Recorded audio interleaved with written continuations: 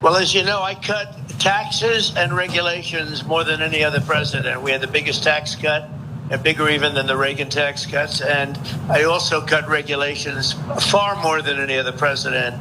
And they have put a lot of them back already. We will get them cut so fast. So Donald Trump obviously thinks that core to his chances in 2024 is increasing the share of the black vote that he gets. And that clip demonstrates that he understands what he needs to do. He needs to call in to a barbershop and talk to a bunch of people who don't look like they have any interest in what he's saying about how he cut taxes on the rich and corporations. I think he nailed it. But anyway, Byron Donalds was there. Byron Donalds is his surrogate, wants to maybe be his VP or whatever. So Byron Donalds actually went to this barbershop. Donald Trump did not. Bear in mind, Donald Trump is in the city where the barbershop is. He just decided not to go. And I don't know if his physical presence there would have made those in the barbershop any more interested in what he had to say. But the phone call clearly wasn't doing it, at least the taxes part. Maybe this part will sway the voters. The mugshot is the best. It just beat Elvis Presley and Frank Sinatra by a lot, by the way. Beat it by a lot. But that's the number one mugshot of all time. It's really an amazing thing.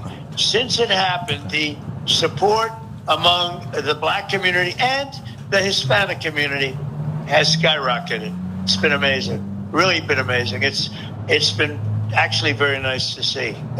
Mr. President, you know, it's in one way you say, "Gee, isn't that too bad?" But the truth is, it's really a lovely thing when I see that. We have great support now in the black community and in the Hispanic community.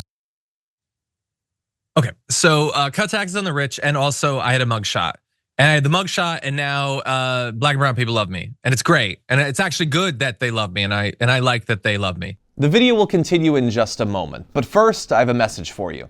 TYT needs your help. Membership is vital to survival, so please go to tyt.com/team and become a member today. And then one guy's like, okay, I guess I'll ask a question, and immediately gets steamrolled by Donald Trump, who goes back to talking about himself. So I think the trip was a success. Sorry, not a trip, he didn't go, he couldn't be bothered. He called though, and I think that was a massive success. If you're interested, by the way, bring up this ad. She's talking about the mugshot, as he is always talking about the mugshot. And he always goes back and forth between it's the best thing ever that he had a mugshot, or they tortured me and took my mugshot. But it was great. It won you the election. Why were you so mad about the fact that they took it? But anyway, as we'll get into, this isn't even the most embarrassing attempt he's made to get black voters to support him. But Yas, what do you think about this? Yeah, Trump loves to talk about his tax cuts, but he definitely left out who those tax cuts benefited. And he just says a lot of things that don't make a whole lot of sense. Like his mugshot beat Elvis's and Frank Sinatra's mugshots by a lot. I don't know what that means.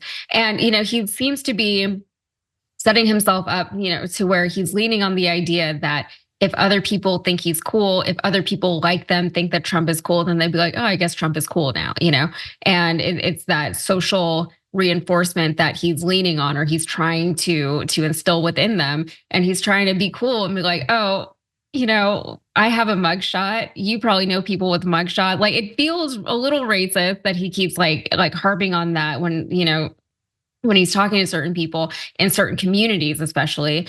And the fact that he didn't even want to go there is indicative of the fact that he doesn't actually care about them. And then on top of that, it's just the idea that it's also opportunistic, right? He doesn't engage with black people. He doesn't engage with the black community on a normal day-to-day basis. He doesn't really have a whole lot of black people working for him. We remember that picture from the Trump White House with all of the aides, and it was very, very, very not diverse at all, right? But now it's politically expedient because I think a lot of people who traditionally in the past have voted Democratically are looking with, a little sideways at the Democratic Party and at Joe Biden for good reason, right? A lot of people who typically vote Democrat have good reasons to not really trust the Democrats, maybe as much as they used to. So I think he's trying to capitalize on this moment, but it's a weird way that he's doing it, and he obviously doesn't care his approach is showing that he doesn't actually care about these people. He doesn't care about anyone, though, you know. Look, I don't know of the people that were in that barbershop. I mean, one was Byron Donalds, one was, I think Ben Carson was there in the wide shot. I think there was a guy who looked like he was sleeping, so maybe it was Ben Carson.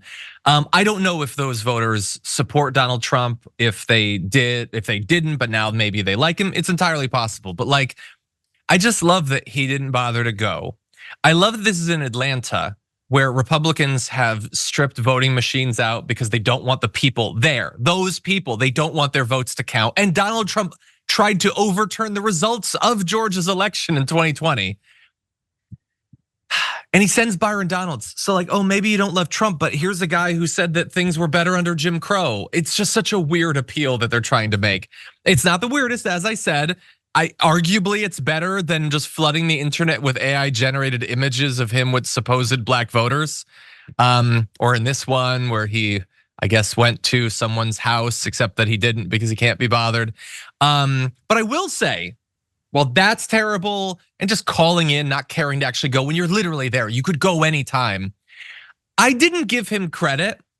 When we were talking about when he did the Roundtable or whatever at the black church, so like we talked about how it's ridiculous that like you're spinning it as like, hey, it's a black church or whatever, but virtually everyone there is white or whatever. But he did try, I guess. Like he can't help it the fact that the vast majority of the black parishioners at that church had no interest in hearing from him. But at least in that case, he did try. And maybe because it was such a failure, he's just gone back to literally phoning it in. I don't know, but I don't see that how this helps him. And I'll also like, he's talking about how the mugshot came out and now every black person in America loves him. Biden's approval rating amongst black voters is higher than it was a couple months ago. So it's not trending in that direction. I'm sure he'll do fine or whatever, but it's not the way he's pitching it.